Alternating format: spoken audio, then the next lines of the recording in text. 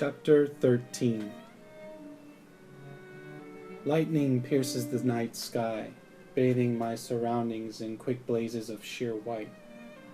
Thunder rattles my bones as my fingernails sink deep between the pieces of bark soaked with rain. With my strong grip, my balance is secure high up in the tree. The branches sway in the storm and the leaves block the view of my destination. My hair pulled tight in a high knot does nothing to stop the water from dripping down the tip of my nose. I blow the excess liquid from my lips, tasting its suppleness from the trees. All around me the storm rages, and I am confident my presence will go unnoticed. The two-story structure beyond the canopy of the redlings reveal large trees with rusted leaves that flash alive with each lightning strike. Their metallic hue shimmers in the rain. Muscles tense, I step away from the tree's base and run the course of a thick branch, using the knots of broken limbs to secure my footing. Moving like a gray-dawn leopard, I descend quickly, catching branches to swing myself from one onto another. The process is repetitive and easy, and the last branch I touch breaks. I land on the balcony of a wooden porch without a sound. The rain ravages around me. Everything is as should be. The clap of thunder, the gust of wind, silence stirring within noise. Shielding my eyes from the rain, I see a large expanse of window before me, separated by one beam of wood through its center. There is little light to see with, but the frequency of flashes is enough to show my reflection in the glass. My face is smooth and chiseled, young and flawless, my blue eyes dark from the shadows of the blacksmith's home. Old man Dora. He would murder me if he knew I was here. Crouched like a feral cat, my reflection creeps up to the glass, and that's when I notice the warm glow of candlelight from within. Wet hands on the glass, I slide the window carefully, not making a sound despite the wood catching the warped frame. My face is caressed with warmth and sweet fragrances. My pulse rises as I step down onto a wooden chair, knowing I am in dangerous territory. It creaks from my weight, but the sound of rain outside the open window is louder. Closing the window seals the room off like a vacuum, dulling the outside noise in an instant.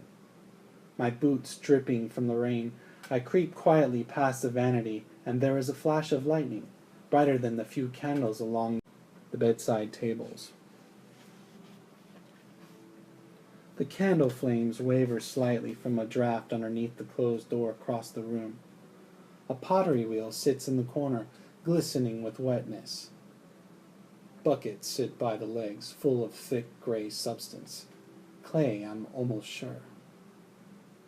A collection of vases line the far wall, along with canvas paintings of red and white peony flowers.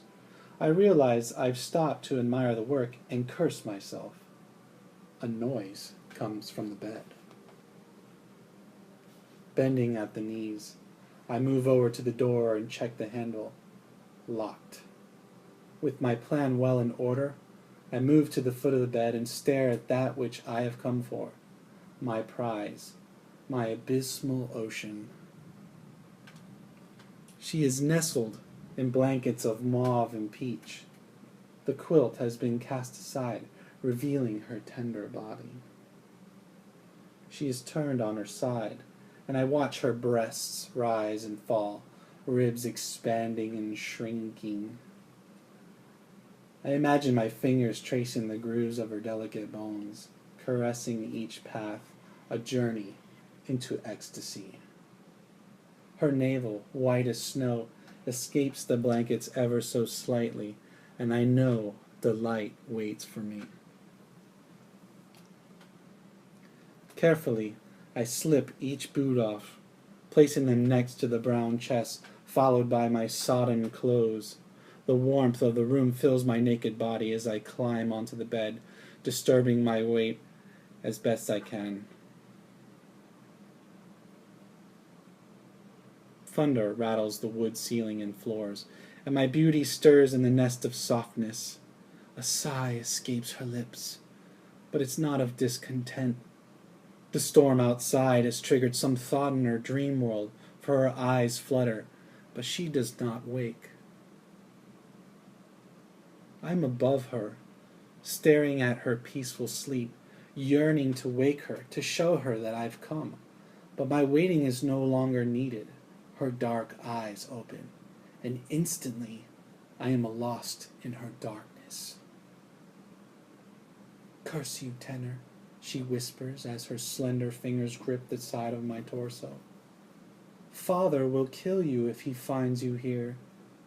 Her touch is warm as she pulls me closer to her, spreading her body before me, inviting all aspects of my being to join her in dreamland. I am burning. Immediately my tongue samples her flesh, running the crevice between her soft breasts, and stops at the first rib, the ribs I so desperately long for. I nibble some and move on to the next, and then the next, until I've run out of ribs to kiss. I press both of my hands down on her hips, forcing her into the plush of feathers. She moans softly, and I know she is ready.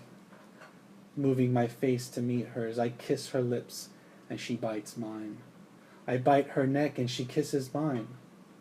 Her face turns, and I kiss her cheek, and suddenly her hand touches my stomach, and I shudder. She gropes further down, traveling well beyond my pelvis, helping herself to the pleasure ready for her. She guides me. Inside I feel myself connect. My lust grows with each thrust. I love this woman. Her hands run the course of my arms, moist from the rain. A moan escapes her lips again, louder than before. "Shh," I whisper in her ear, and I cover her mouth. "Your father will hear." Her response is thrusting me deeper into her with her hands on my back. Pure bliss is what I feel. "I love you, Diana," I say. She smells so good. There's a sweetness about her that ignites the fire within me. It won't be long now. Afterwards, we lie side by side, covered in sweat. The room is warmer than before, and I'm not sure how much time has passed. Her arms rest on me, tracing circles on my chest. I sense she trusts me, that I will be there for her always to protect her from harm. I kiss her fingers. I turn my head and she does the same, and I become lost in her sea of blackness once again. "I will tell him tomorrow," I say in a low voice. She looks at me as if I were mad. "The hunter will have the blacksmith's daughter. It must be so." "What of your family, Tenor?" she asks. "The boundaries you'll cross." "The bond has never been broken in my family. They will support me. They'll understand." There is worry in her eyes. They glisten with tears, and I wipe away a streaming trail.